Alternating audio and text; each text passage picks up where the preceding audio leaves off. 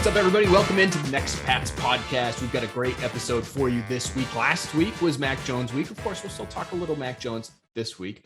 But I wanted this week to really get into the Patriots running back room, and specifically Rhomandre Stevenson and J.J. Taylor. First-year guy in Stevenson, second-year guy in Taylor. You know, those are the types that we're focused on here in this podcast. And both these players are so dynamic that even though they may not be number one on the depth chart behind Damian Harris and James White, I think they're both going to play real roles here in 2021, in part because they play in the kicking game as well.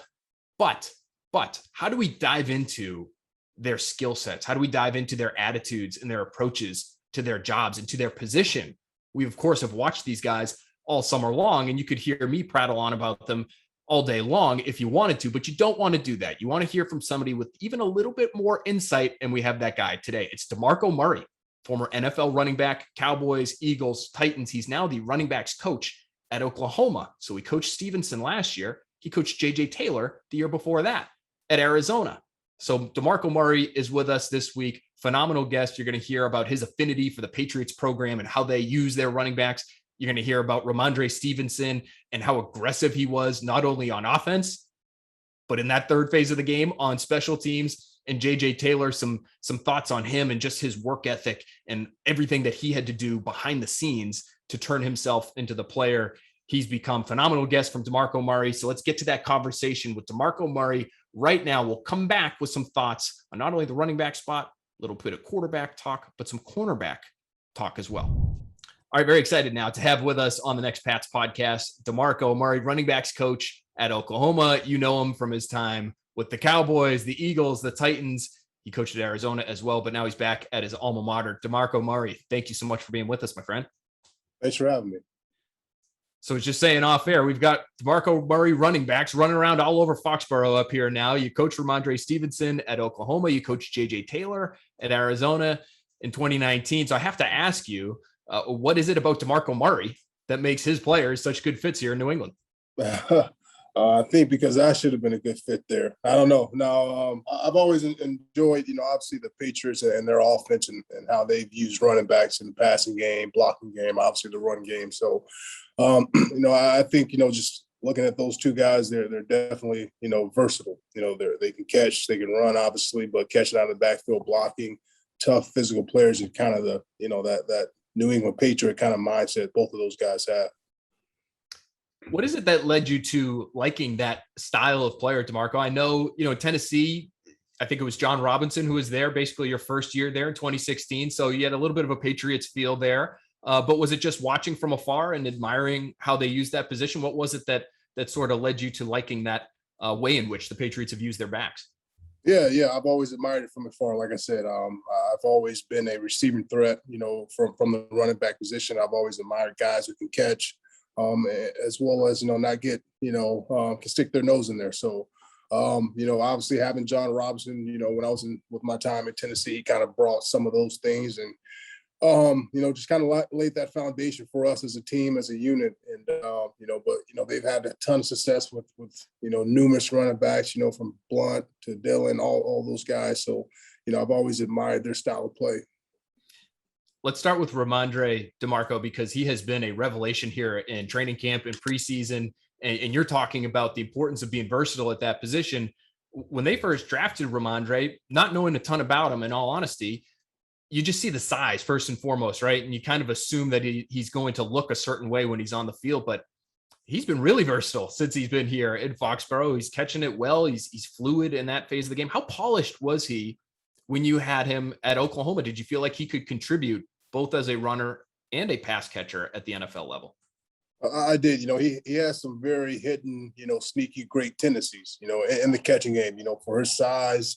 He has great feet for his size, really good balance. But he's a physical player, but also you can put him out there and run some sluggo routes, some vertical routes, choice routes, things of that nature that, most backs his size, they can't produce and do the things that he can do in the passing game. But, Rhomandre is a great kid. He works his tail off. He really made an effort to really push himself in practice, when I was here. And like I said, you can tell as the season progressed, he became a better practice player, and it obviously showed on Saturdays. You mentioned his feet. It felt like every time he got a touch in preseason, he was making somebody miss. And again, I mean, we're talking about a guy he's listed right around 230 pounds right now, but he wasn't always running over people. He's sidestepping guys. He's jumping over guys. Was that something that you had to work with him quite a bit on? Could you see the talent there and it just had to be refined a little bit, DeMarco, or is that innate for him that he has that ability to move at that frame? A little bit of both. When you look at us as a rushing attack, our first 4 or 5 games without him, when it comes to one-on-one battles, making guys miss, we were very average. And then as soon as Rhomandre came back, you saw the stat just dramatically increase because of his ability to make guys miss. And really, we're going to block the ball. We're going to account for a lot of people, but, running back position, you got to win one-on-one battles at the end of the day. He does that extremely well. So, I think for me, I just try to sharpen his tools, sharpen his game as much as I can. And for him, really only been with me for a year. And then, 7 or 8 games, he really entrusted me. Obviously, we have the Vegas connection being from Las Vegas. So he really entrusted me to really push him and take it a step further. What did that say to you about his approach and his pursuit of getting better and improving his own individual game? I would also point out, just the fact that he's willing to play special teams, DeMarco, not only here in New England, but it sounds like he did quite a bit of it at Oklahoma as well. Bill Belichick is always talking about how that adds to a team's, toughness quotient, so to speak. What kinds of things did you see from him in terms of his attitude that would lead you to believe that he'll have success at this level and here in New England? We had to pull him off kickoff. Before I got there, he was one of the best kickoff cover guys there.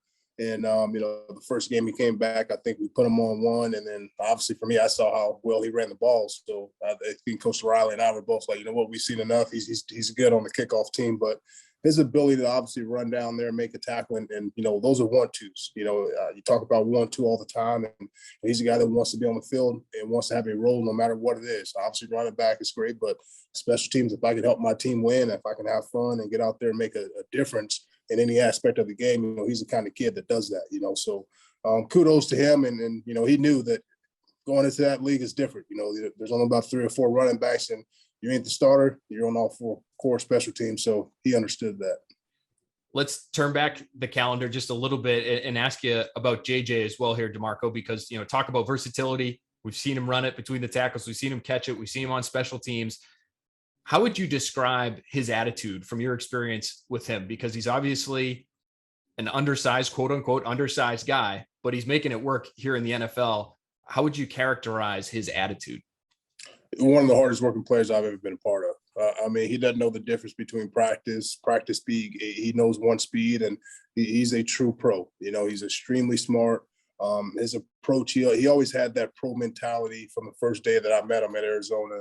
And I always tell people if he was, 3 inches taller, he would have been a first-round pick. His versatility, his ability at that size to be as physical as he is in the passing game, the blocking game, and to finish runs, it's second to none. So you think about a guy like J.J. Taylor here, he's a great person, great kid, and both of those guys will, they'll do some great things for the Patriots. One of the great lines from J.J. this offseason or this preseason was he chipped Leonard Williams, star defensive tackle for the Giants, and knocked him off his feet and onto his back. And he said, hey, after the game, he said, it's hit or be hit out there. Yeah. And it felt like that spoke to the approach that he takes to that position. Yeah, and that's his mindset. As small as he is, he has no fear. And at that size, you can't have any fear if you want to play at that level, at any level. So for JJ, that doesn't surprise me. And just seeing how he blocked and seeing how he stuck his nose in there, he's not afraid at all. Was there a moment, I should say, DeMarco, with JJ? You mentioned just such a hard worker. Can you take us behind the scenes? Do you remember a snapshot in time of watching him work, whether it's on the field or off, that let you know that he was pretty special in that regard? I think for me, just the weight room. At that position, you have to be willing to work your tail off. And as sore as you are, you got to be able to put the weight on your back, got to be able to put the weight on your chest and impress it, So for me, I would watch him in the off season, then I would watch him after the hard-nosed game and just seeing how his work ethic was. And, the weight was still heavy and he was still giving it his all, and like I said, man, JJ, he's a pro. He has a great mentality and he doesn't let his size be an issue whatsoever.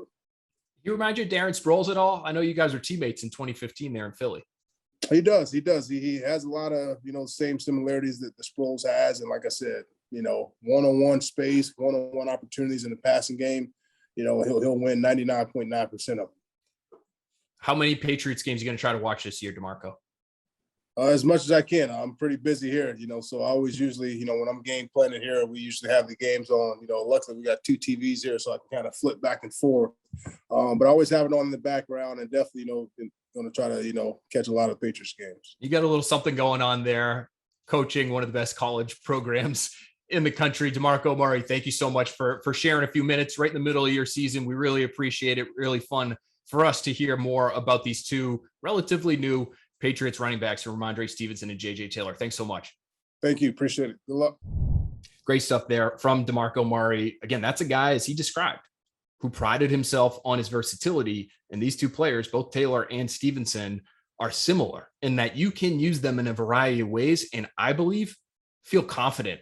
And I thought it was interesting to hear from Ivan Fears a little bit earlier this offseason, Patriots running back coach, when he talked about how J.J. Taylor, the facet of the game that he didn't feel as comfortable with Taylor playing last year, was in the passing game. And that surprised me because of his size. You would assume a running back, when you're that height, you're that weight, when you're 5'6", 185 pounds and thereabouts, that you'd be more proficient in the passing game immediately. But it was in the running game where they felt more comfortable with Taylor in his first year. Now that he's been able to add some of the passing game stuff and just get more comfortable with that phase of the game, I think you could use him in a variety of situations. If you want to use him like Dion Lewis or Rex Burkhead or Danny Woodhead, where if in a pinch you had to make him your lead back, you might be able to do that. But maybe the best setup for him is somebody who can occasionally come in on third down, who can occasionally come in on first and second down, maybe somebody who could run in the hurry up period because he has some versatility to him. Those are the kinds of players that have a lot of value here, even if they're not the quote unquote starter. And Stevenson's the same way. Stevenson is playing a lot of special teams here in New England. I don't know if he's going to be dressed and suited up and ready to play in that role week 1 against the Dolphins, but he's in there taking some pretty important reps, it looks like. Again, maybe not necessarily with the first team, special teams units, core units, but I think he's probably backing up several different spots in that phase of the game for special teams coach Cam Achord. So he already has value there. We've seen what he can do as a runner. We've seen him catch the ball so cleanly this summer that even though he's 230 pounds, he could do a little bit of everything for you. And I think we'll see both those running backs do just that. Quick thought on Mac Jones and this specific matchup that's coming up here week 1, because of course we're going to be continuing to track his progress in this Patriots offense. One number for us to focus on when it comes to Mac Jones and his preseason experience. The number is 1. Pretty simple for you all. I know you guys are much smarter than that. You can handle a lot more information than that. But for me, that number is critical for this reason. He saw 1 cover 0 blitz in the preseason. Did he see more in training camp? Did he see any against the Giants? If we were to go back and have access to that tape, we probably could find a few, whether it's the Patriots defense working against him or another. But only 1 of those cover 0 blitzes. So you've got 7 rushers. You have 4 defensive backs in coverage. You have no deep safety. He saw it 1 time against the Giants on third down early in his time on the field in that game. And he handled it okay. I talked to people that were pretty impressed by how he handled himself at the line of scrimmage leading up to that snap, because he identified the fact that he was about to get all out pressure. And did he hit the pass for a deep completion? No. But he did get rid of the football before he was hit, and he got it out to the middle of the field. Again, no safety. And he helped Christian Wilkerson draw a holding penalty, defensive hold, which led to a first down, and it kept the Patriots' chains moving. So he handled it fine. Test number 1, preseason game number 3, cover 0, fine. That number of cover 0 looks that he's going to see on Sunday is absolutely going to balloon against Brian Flores. The Dolphins blitzed at the 2nd highest rate in the NFL in 2020, behind only the Ravens. And according to Pro Football Focus, nobody used more cover 0 blitzes on third down last year than the Miami Dolphins. In fact, they did it so often that, again, according to PFF, there was no team in the NFL over the course of the last 5 years that have used cover 0 on third down more than the Dolphins did last year. So you think Brian Flores is going to dial up some of those looks for the rookie quarterback in week 1? Of course he is. They did it for Justin Herbert, the Dolphins did last year in week 9. They blitzed him 16 times. He completed 8 passes for 6.2 yards per attempt.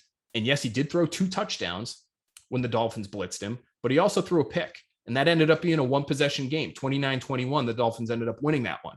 So that one mistake could really cost you. And even if Mac Jones hits the Dolphins blitz for a couple successful plays, all it takes is one big mistake to turn the tide of the game. And I think that's the kind of risk-reward gamble that Brian Flores and Josh Boyer, defensive coordinator there in Miami, that they're going to be willing to take against a young quarterback who just hasn't seen cover zero at the NFL level all that often. We know he's smart. We know he's picked up a lot, Mac Jones has, since he's been here in New England. Is he going to be able to identify from where the rushers are coming, who's dropping, who's coming up the field, and is he going to be able to identify where to go with the football, get it out of his hands quickly enough and accurately enough to make the Dolphins pay in those moments? Because until he does, they're only going to continue to do it. We've heard the Patriots defense and their defenders talk about that time and again. Until you show them that you can defeat what they're throwing at you, they're going to keep throwing it at you. I think we could see that, and we could see it early in this game between the Patriots and Dolphins. And how often we see it will depend on how Mac Jones handles it. One thing that he does have actually going in his favor, though, guys, he obviously has been working against the Patriots defense for months now, right? Clear connections between what the Dolphins are doing on that side of the ball, what the Patriots are doing on that side of the ball. Dante Hightower told us a couple weeks ago he was impressed that Mac Jones was behind the scenes studying the Patriots defense just to be able to identify and understand concepts a little bit more quickly when he's out there on the field. So as he's studying the Patriots defense, getting ready for practice, I would assume he also, in some ways, is studying the Dolphins defense. So he got a little bit of a head start on Miami just by working against the Patriots time and time again this past summer. All right, let's touch on the cornerback position very quickly before we take off for this week on Next Pats. The reason I want to mention this spot is obvious. Stephon Gilmore is still on PUP. Who is the number 2 boundary corner after J.C. Jackson on the Patriots depth chart? What I've been told is that it would be Jalen Mills. However, Jalen Mills now dealing with an ankle injury after getting hurt in practice on Wednesday. He was spotted at Thursday's practice, looked limited. We'll see what the injury report looks like throughout the remainder of this week. But if Jalen Mills can't go, then who are you left with opposite J.C. Jackson? You know, you've got Jonathan Jones in the slot. I think he'll be actually a really valuable defender to the Patriots, as he is every week, but especially this week going against a similarly undersized and similarly fast Jalen Waddle on the other side. My belief is that he'll be used in the slot. He doesn't want to be on the line of scrimmage where he could potentially be pressed and be disrupted very early in his route. You can get him some free releases by using him in the slot, getting him going, making the most of that speed. That's going to be something that Jonathan Jones is going to have to be ready for. And I think he will be. He's probably one of the fastest, if not the fastest Patriot on this roster in 2021. So he'll be there. Who's on the outside? You have Jawan Williams after Jalen Mills. You have Justin Bethel, who we know is primarily a special teams ace. And you have Shaun Wade. Shaun Wade is the corner that the Patriots traded for last month from the Baltimore Ravens. He was a 5th-round pick of the Ravens. The Ravens are really deep at cornerback. He was probably a player who was going to be released, but then not make it through waivers and therefore onto the Ravens practice squad. So they said, as opposed to releasing this guy at the end of camp, getting nothing for him and watching him get claimed on waivers by somebody else, let's see what we can get in a trade. So they strike a deal with the Patriots. The Patriots bring him on. What I was told was there are people in the building who see Shaun Wade as an outside corner. There are people in the building who see Shaun Wade as an inside corner. He is somebody who thrived on the inside at Ohio State in 2019. So 2 seasons ago, he was playing actually at that point in time under Ohio State defensive coordinator Jeff Hafley, who's now the head coach at Boston College. And I had a chance to talk to Hafley earlier this week about Wade.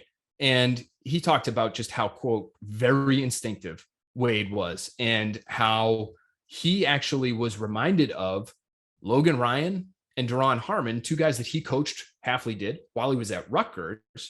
Wade reminded Hafley of those 2 former Patriots defensive backs just because of those instincts, because of his football IQ. He knows football just the same way that Logan Ryan and Deron Harmon knew football during their days at Rutgers. So those would lead you to believe that he's going to be a pretty good fit here in terms of the amount of information that the Patriots are going to throw at him. The question is, can he get ready soon enough at that outside cornerback spot to be able to potentially contribute if Mills can't play or if Mills is limited? I would guess that Juwan Williams would be the quote unquote next man up after Mills, just because he's been around here longer. He probably, I would assume, understands the defense a lot better than Shaun Wade does at this point in time, because Wade's so new to the scheme. But it is worth keeping an eye on that particular player because he was acquired as a depth piece, as sort of a developmental prospect. He does have some pretty rare physical tools, 33.5-inch arms. And again, Hafley told us earlier this week, he's a smart guy. He's somebody who, whether he's in the slot or playing safety in the middle of the field, Hafley really relied upon in 2019 to be somebody who he could run his adjustments through. The other player on that defense that was sort of the nerve center with Wade was Jordan Fuller, who's now a captain for the Rams out in LA. So they had some pretty smart players in that secondary there. Hafley really leaned on Wade. It obviously didn't work out for Wade on the outside, playing that outside cornerback spot in 2020. He was probably going to be, if he had come out after 2019, he probably would have been a second-round pick, maybe even a first-round pick. Some people were talking about him as potentially being a low-end first-round pick after that season that he had that was so effective on the interior. He comes back. He tries to become more of a boundary guy. Jeff Hafley, by that point, of course, is coaching Boston College. He's in his second year there now at the Heights. And it didn't go well for Wade. He was statistically one of the most generous outside the numbers corners in the country, and it hurt his draft stock. He ends up being a 5th-round pick. So can he come here and make it work in New England? I know after talking to Hafley, he feels confident that the Patriots have made a good investment here. But again, everything in terms of his fit and how he's going to perform, especially on the outside there, is speculative at this point. So would the Patriots trust him week 1 against a division rival, his first game as a pro, his first game with a team that he just joined in the middle of August? I don't know. It seems unlikely.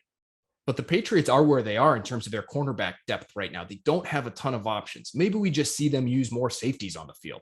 Maybe they are okay with using Jonathan Jones on the outside and playing Devin McCourty and Adrian Phillips and Kyle Duggar in the slot. That may be how they decide to play it. But if they want someone who's a true outside corner in terms of his build, if it can't be Mills, it's probably going to be either Juwan Williams or Shaun Wade, unless Justin Bethel sneaks in there and he gets off kickoff and punt return and kick return for a little while to play a little bit of defense. So I just felt like that was worth bringing up because Wade is a promising player, and now he's being thrust into a spot where the Patriots are probably going to have to get creative at that position if Mills can't get right by the time Sunday rolls around. All right, guys, that'll do it for this edition of Next Pats. Thanks so much for being with us. Thanks again to DeMarco Murray, Oklahoma running backs coach, for being with us to talk a little bit of Rhomandre Stevenson, a little bit of J.J. Taylor.